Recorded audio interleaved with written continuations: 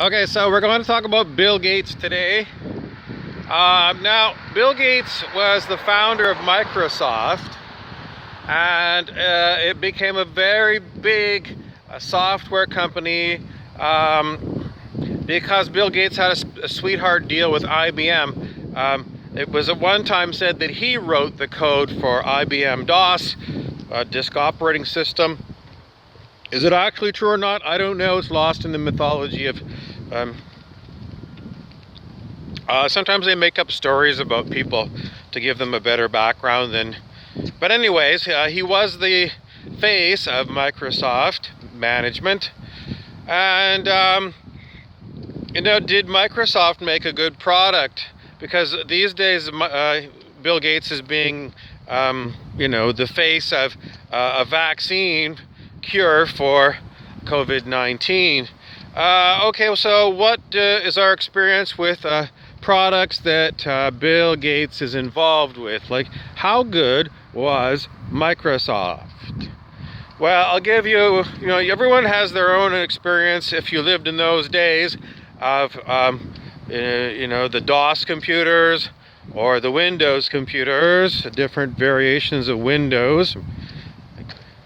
Anyways, I don't want to get into too much of that product. I just want to know that you are buying a technology, and what's the track record of Bill Gates and his technology? It's known as the cheaper option, because in those days, if you didn't want Microsoft, your other option was Apple. And Apple was always more expensive. But was Apple a better product? Yes. Early on, Apple had way more advanced graphics than a Microsoft machine. Apple was something, it was a beautiful thing. It was like, the early ones were very, very, the IBM PCs, they're very boxy and they looked manufactured, whereas the Apple was a piece of art, and you wouldn't mind putting it into, these IBM PCs, they were like, you have to tuck them in a corner and kind of hide them, because they're, they had wires all coming here and there and everywhere, and you wouldn't want to have that, desktop computer with all the wires sitting in your living room if you wanted to keep your living room formal. An Apple computer, I don't think I would put it into a formal living room. I think it's a little bit too babyish for, Anyhow, Bill Gates is known for the cheaper version of a technology. But the cheaper version means that he gets better penetration into the market. So market share of IBM / Microsoft, DOS, etc. versus Apple, they sold way more IBM, Microsoft kind of computers than they did the Apples because of the price. And it was significant. So overall, let's talk about Microsoft. The software that Microsoft made, was it good?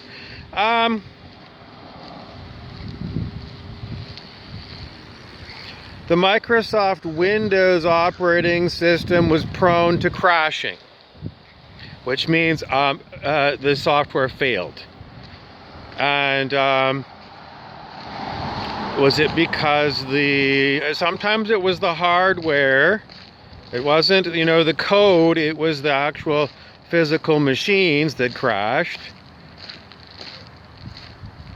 But generally speaking, Microsoft Windows crashed a lot. Too much? Well, that's what it was, and that's what it was. But if you're going to switch from a machine that you're typing a letter on, that you're using those old computers for, versus you're going to put this technology into you as a vaccine. Do you want them to inject a Microsoft Windows vaccine into you? For God's sake, no.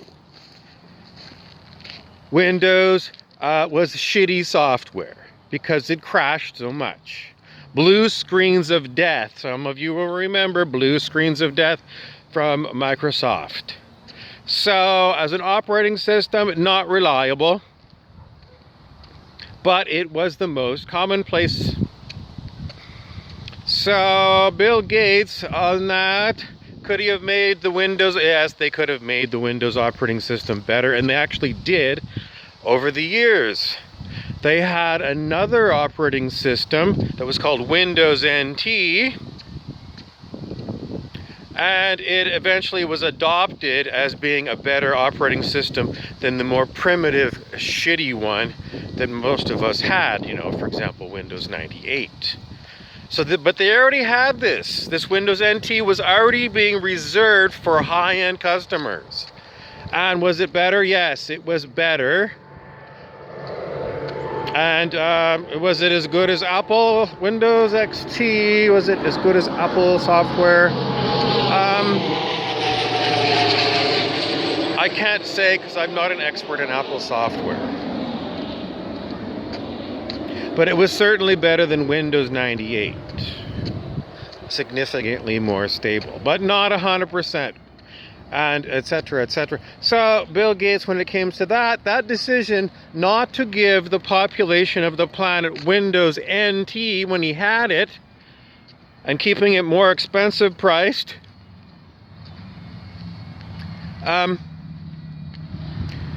that's just too bad for us and his reputation.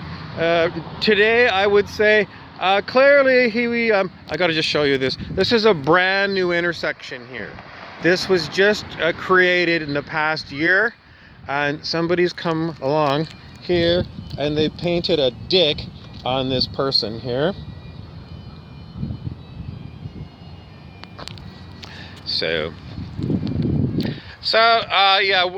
Bill Gates is not going to give you the best technology for the best price.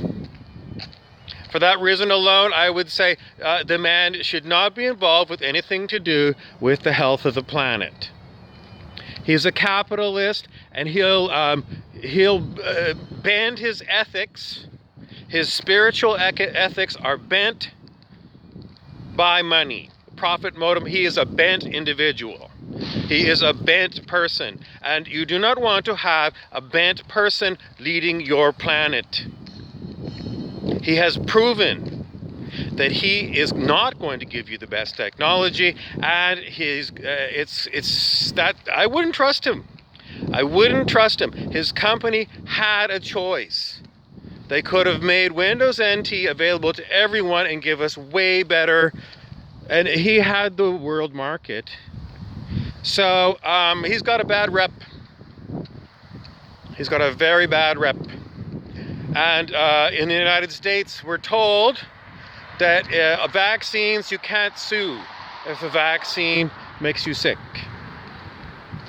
Some stupid law that your U.S. criminal organization government put into place to protect big pharmaceutical companies. So who is your government? United States of America or big pharmaceuticals? The answer is big pharmaceuticals own your government. Ergo, you are governed by big pharma. How do you like them apples? I'm seriously telling you the truth. If you're going to allow corporations and their profit motive to rule planet Earth forever, you are doomed to being on a hell world. Because they put profits before people all the time. And it cannot be fixed. You cannot legislate ethics that are going to be followed as long as the number one thing is profits, the bottom line. So you're never going to get advanced spiritual society based upon this. So tell Mr. Gates, sorry. What if it's a half-ass good vaccine? You know, it's the best available that I can afford. This is just the problem. And once they get away with this, they do this for everything. And next thing you know is they're stripping vitamins from your food and reselling them to you in an expensive bottle. So what they would do is they would chemically strain cooking oil and remove vitamin E from it, and then sell you vitamin E in capsules, very expensive, and sell you cooking oil that doesn't have natural vitamin E in it. Would they tell you they'd do this? I doubt they would even tell you. I doubt they would even tell you. It might be an embarrassment, but it's they got to get the concentrated vitamin E somewhere. Where are they getting it? Well, anyway, that's how I'm going to look at it. And I'm going to tell you the truth. If you come to rely upon big pharmaceutical companies to live, then you haven't done your homework. If you're diabetic and you come to the conclusion you can only live with injections then you haven't gone far enough pushing for your cure.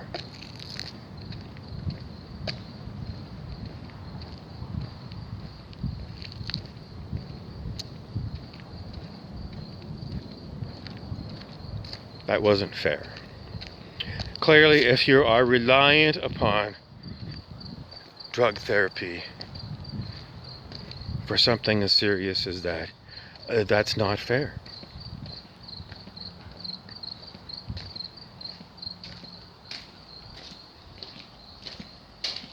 So, if you have to take your needles or whatever, or your pills, because you really feel that you need them, then I would take them myself. Billy, don't be a hero, But the question still needs to be there.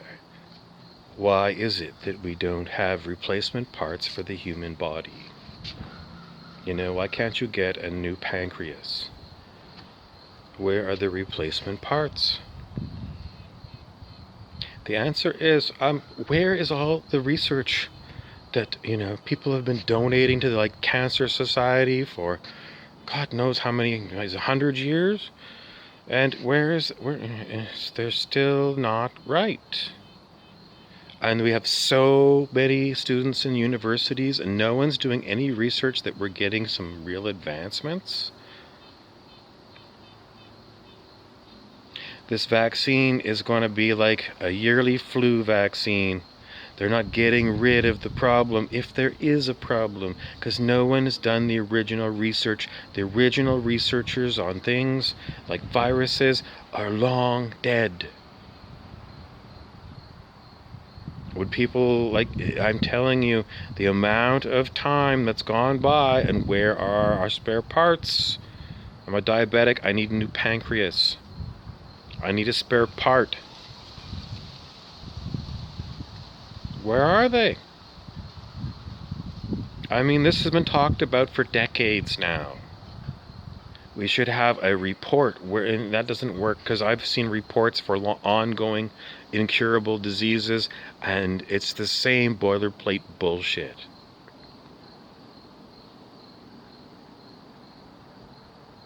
We're not being looked after by the corporate slave states and their servile governments. So we as a human society are not being served by corporations, research scientists, governments. What are they doing with the money if they're not doing the research that's going to pay off?